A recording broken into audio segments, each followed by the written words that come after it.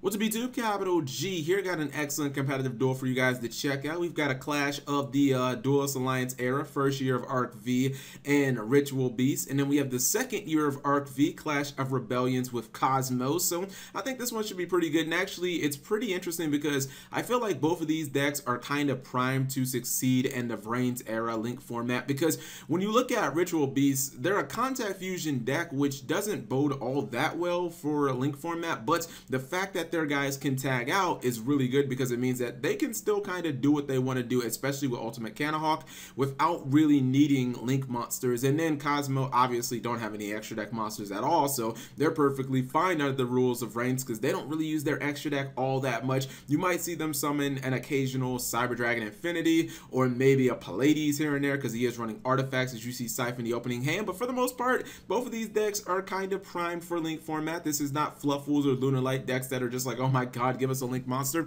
Anyways, I don't think that we need much setup here. Let's go ahead and run this. I believe this is just a really good solid match overall. So Cosmos open up first, and I believe he set this Scythe, right? So his back row is just a complete bluff, and he's going to attack in the farm girl, which obviously is just gonna have it's gonna have some dire consequences as he goes and he's going to pop his own artifact Scythe. But before he can do that, he uses Ritual Beast Bonds, and that's yeah, that's gonna allow him to go into the ultimate Gaia Apelio. He's going to try and blow that up with Dart Destroyer, but he's gonna tag out. Now keep in mind, he is now under the Scythe. Now I don't know about you guys, but I don't get why he set the Ritual Beast Steeds before actually going in the battle phase, because remember how he went into Slip Rider and he basically blew up his artifact Scythe? If he would have had, like, he could have easily done the same thing and blew up that Steed. So I don't think you should ever set a back row before going into battle phase against Cosmos unless you know that they cannot summon Slip Rider. Now it looks like he's going into battle phase. He does have Steeds on the field. It does not target, keep that in mind. So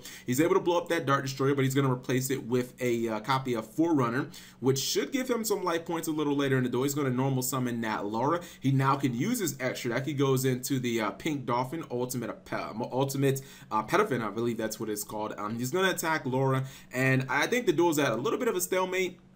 That is until he goes into Ritual Beast Ambush, gets two more monsters back, and he could try and go into the extra deck. Maybe, nope, opts not to. He had a Tamer and a Beast on the field, but he chooses not to. Call to Haunt, it's going to get him back Artifact Scythe. It's going to potentially, well, no, it doesn't really do much of anything. All it does is really attack. Laura's going to come down again. I guess that's why he didn't feel like he was that threatened losing his monsters last turn, because he had another Laura, and now he's going to contact everything for Gaia Apelio. It's kind of interesting because he keeps Contact Fusion, but as of right now, he's playing under, like, he's playing as if this was a Link duel.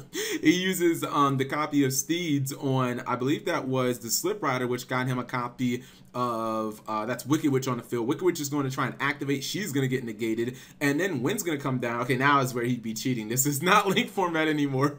He goes into Ultimate Gaia, Ultimate what's it called, Cannahawk, and Call to Haunted is used again to get a Wicked Witch. I think he's just trying to stall with that.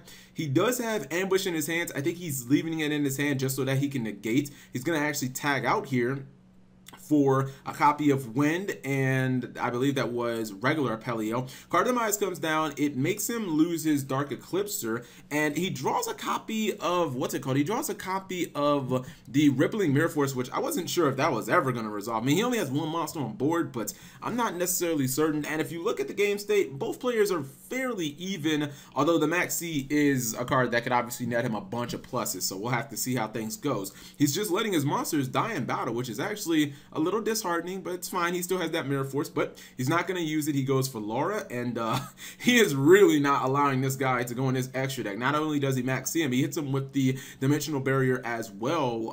The regular Gaia is, excuse me, regular Apelio is going to boost himself up, but obviously the Wicked Witch just, she doesn't care. 1,000 life points ain't nothing to her. She's not going to die, and he sets another D barrier. This dude is never going to be able to go into his extra deck. Like double D barriers. He has a Solemn Strike, which he uses on the regular Cannahawk.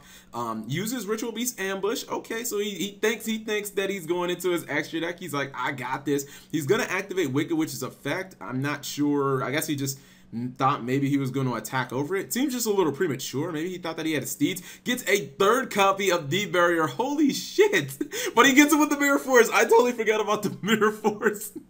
I was like, this duel's over. You're never going into your extra deck.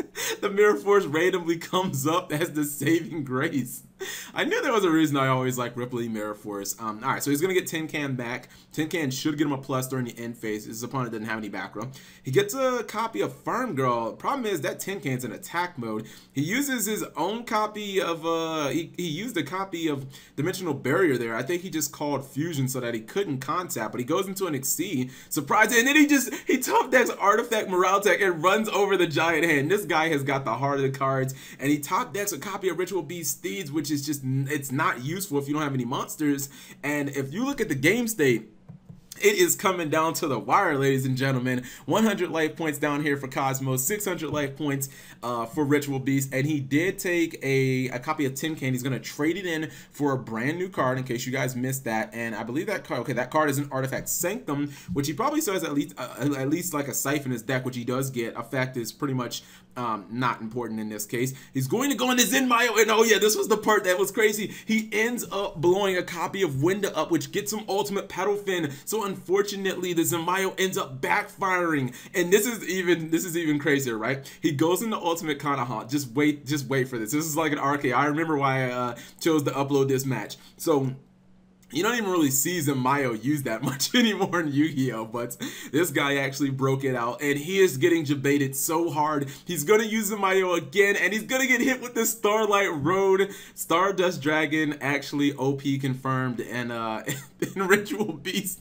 And I think he's out of cards for the Cosmo Tin Can. Nope, but he's actually going to try and use Cosmojo, but Stardust is going to negate that Cosmojo, or at least he didn't use the Tin Can's effect. So maybe he did have cards, but that's the end of the door. He's actually just going to ram into the Tin Can that has 0 attack, and that is a wrap. At first I was like, why did I pick this duel? And then as the duel went, I was like, oh shit, this duel was actually super hyped. That's why I picked it, because of the Mirror Force and the Starlight Road and all the random shit. And I'm going to tribute summon for an Artifact Morale Attack and attack over your Giant Hand. This was a really good duel, especially considering that it just came from 2 decks that if I told you we're gonna have a good duel, you'd just be like, I don't really care about those. But I don't know, I find that matches like these are generally the most gratifying in my opinion, and it's a reason why I kind of try and stay away from Zodiac and True Draco, and I try and dig for these decks that are still competitive, but obviously not on the highest tier of competitive Yu-Gi-Oh, because sometimes you get really interesting and cool matches like this. So